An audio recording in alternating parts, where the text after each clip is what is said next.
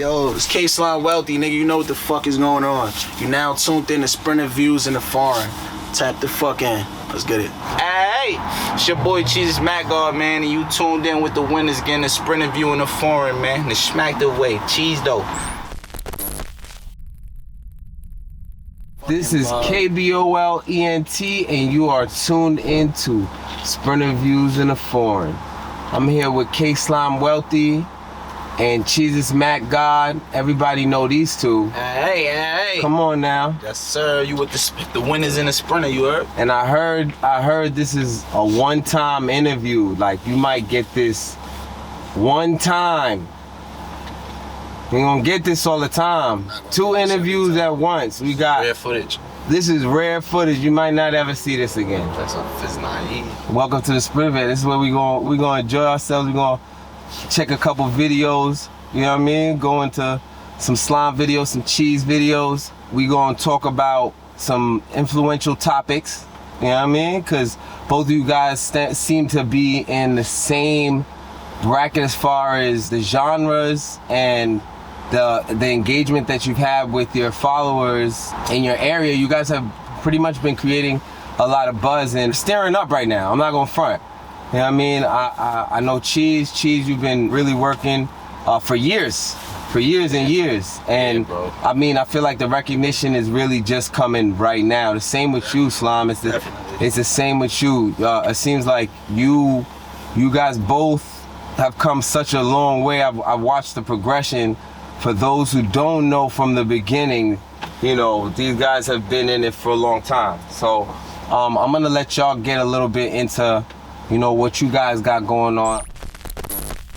Yeah, the record is called Wrong Way, featuring Chow Lee. You can find it on my YouTube channel, K Slime Wealthy. Loving you the wrong way, guess it's my lifestyle. I'm having bad days, yeah. Tears rolling down her face now. I can never make it right. She wanted my last name, yeah. I've been loving you the wrong way, guess it's my lifestyle. I'm having bad days, yeah. Tears rolling down her face now. I can never make it right. She wanted my last name, yeah. Jesus Macgard, 4EIGN Mad.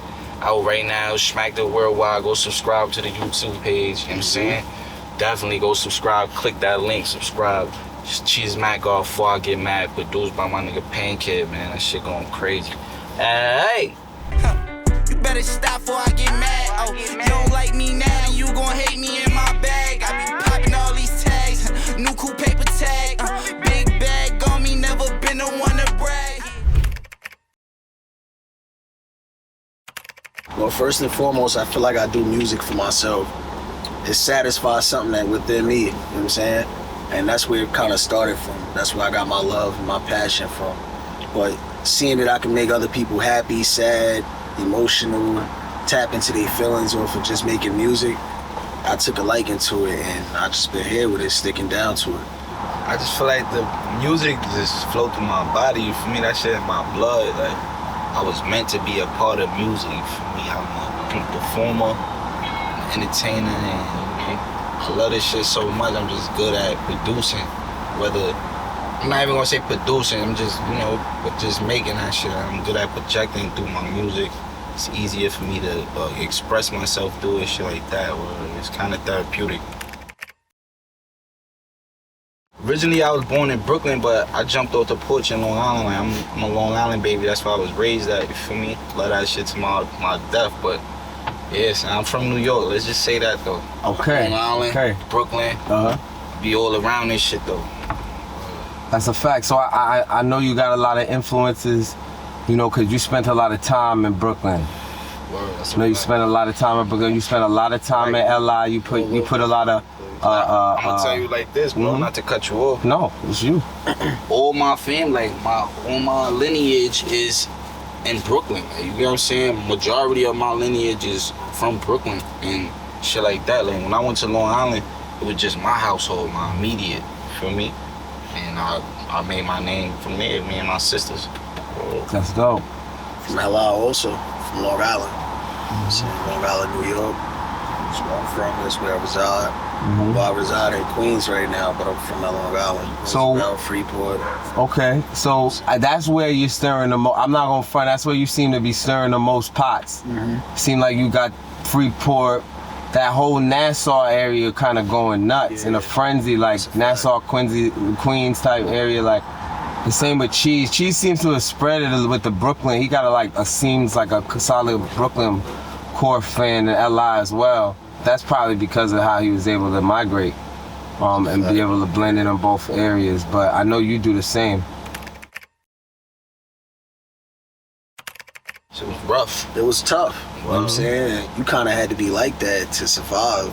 Walking home from school, just daily routine shit. Like, that's real shit. You're gonna get into a fight, you know what I'm saying? You're gonna take L's, you're gonna win, you know what I mean? And you're gonna learn to be a man at the same time. And you was doing that from young, believe it or not. Like, my son, when I moved to Long Island, this one of the niggas I first met. That's elementary. We went to elementary school. I knew my son since elementary, so That's when I came there, you feel me? I was thinking, listen, this coming from Brooklyn, you know how we move, like our whole integrity shit, like I'm coming from Brooklyn trying to just, you know, I'm from Brooklyn type. Nigga, you feel me? Y'all niggas ain't gonna play me. These niggas was tough. Yeah, these niggas was tough though. Right. You feel me? Right. I didn't even know you had that type of mindset at a young age. That's just, I ain't even know I had it. You feel what I'm but saying? you realize later, like, niggas pointed out to you just because you ain't from there. Like, niggas, and we laugh about it now as I'm older, but my friends always pointed out, like, nigga, you always was on some you from Brooklyn shit, nigga, like, but then when I'm in Brooklyn, they be like, yo, you be on some Long Island shit, like, so it's funny though, like, Long Island was rough though, bro, because like I said, I came out there trying to be on my Brooklyn shit, and niggas, you can't just be pumping your chest in Long Island, bro. I thought it was gonna be sweet out there. I went out there, I was thinking, yo, it's gonna be not for nothing, like, I'm not gonna fit in. I was thinking the whole community was about to be the complete opposite of what I was coming from, you feel me? When I got there, it was my kind and it's Spanish people, Hispanic people, El Salvadorians to be exact, bro. Word.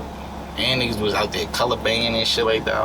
And that's niggas all like, we got everybody. Nah, y'all definitely was in, what's that movie? Keith Span and most of, what was that, the Coolio movie? Oh, cool. Damn, I forgot what the fuck, Higher Learning? Higher Learning, y'all niggas is Higher Learning. Yeah. Y'all was going through it, man. Y'all was going through it. Oh, man. That shit was rough though. I seen a lot of shit though, bro. Like I said, I jumped off the porch in Long Island. I seen all the crazy shit first time in Long Island. Like, you feel me? It's tough and rough as Brooklyn is, bro. That's not really where I got my street at it from. You feel me? I was like 12. I was like 9. I had an uncle that used to write and, you know, make music and rap and aspire to be a rapper and shit. He kind of taught me how to rap. So from young, I was allowed to curse when I rapped and everything. Like, my mom never knew, but that's what I was doing when I was with my uncles. One of my cousins wrote my first rap, my son, Oh the Man. You feel me? And from there, he wrote the first rap. He taught me, like, The structure. You know, the structure, what's the 16 and the hook and how to project. Fire. And then from there, nigga, I took it, you know what I'm saying? I ran with it. Word. And he's a trendsetter. Like, he was one of them niggas, he do whatever he feel is wavy, he gonna do it. Like, you know what I'm saying? So I took that kind of energy from him. I went crazy with it. Like, he'll tell you today, like, even though, bro, I showed you how to do this shit, but nigga, you went to the next level with it. Like, we always had that combo, like, word. Like, that's what he's supposed to do, though. Yeah, that's one of them niggas that be proud of it, you feel me? Word, and I'll never forget my son for that, cause he changed my life. Before that, I was on some dancing shit, nigga. My first performance was a dance performance. I was 9 years old at Nassau Community College. I didn't even know you knew how to dance. Yeah, nigga, pop locking. Nah, my man, nah. Yo, niggas would tell you back in the day, a lot of the street niggas was dancing this shit though, bro. That's a fact. I was breakdancing back in the day for sure. I could do windmills, dancing, bro. all that. Who was dancing? Niggas be in the club catching dubs, bro. Oh, that's different. My son Reese used to That's do different. Jamaican dances all day. That's a fact. Well, it's always been a part of hip hop, though. I think it's just more commonly now. But like, if you think about it, Soulja Boy did that like more than 10 years ago. His whole thing was that, like you said, that people shit had go always hand been in hand, bro. Yeah, it always been a part of hip hop. Before niggas was rappers, they was dancers and MCs and DJs. That's it. I don't want to hear nothing. Niggas could dance, just don't get too zesty. Well, I mean, even if you want to be zesty, just stay in your lane. That's what I really mean. Obviously, we all from Long Island, so I know who making noise, who not, who chatting, who capping, shit like that. I got a few people I fuck with. We already said Money Made, right? We already said Chop Gato. You can shout out Chopper Belly too. That's the bro. Fuck with the bro. You can shout out Chow Lee too. Shout out Chow.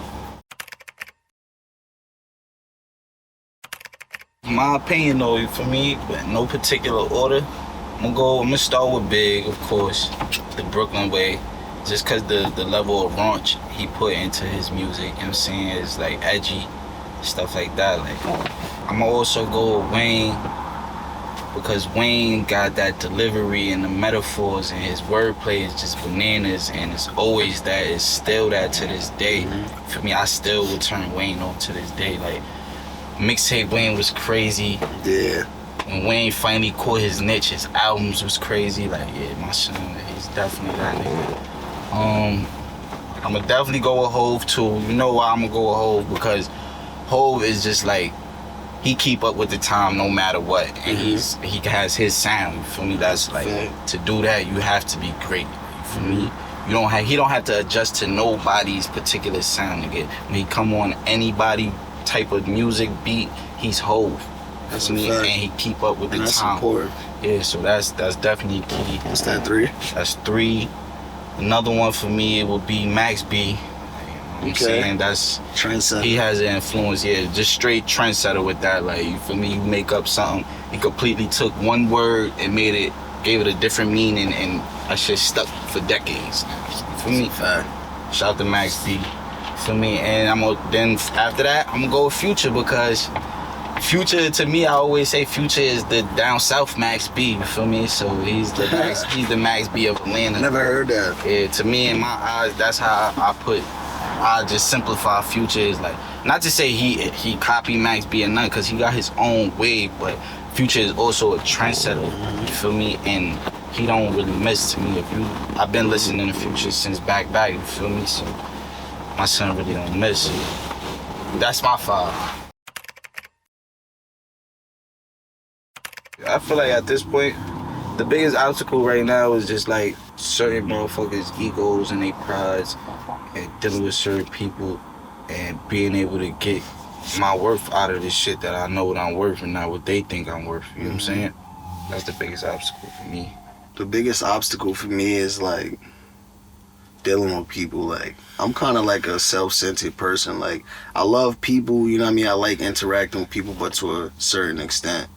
Like, so in the music industry, you have to like interact with a lot of individuals, and sometimes you don't get along with people. Sometimes you do, but it may be a motherfucker that you kind of need, or a motherfucker that be in your best interest to use or work with. And, you know what I mean, you got to put your pride aside sometime and make things happen for the best of your career.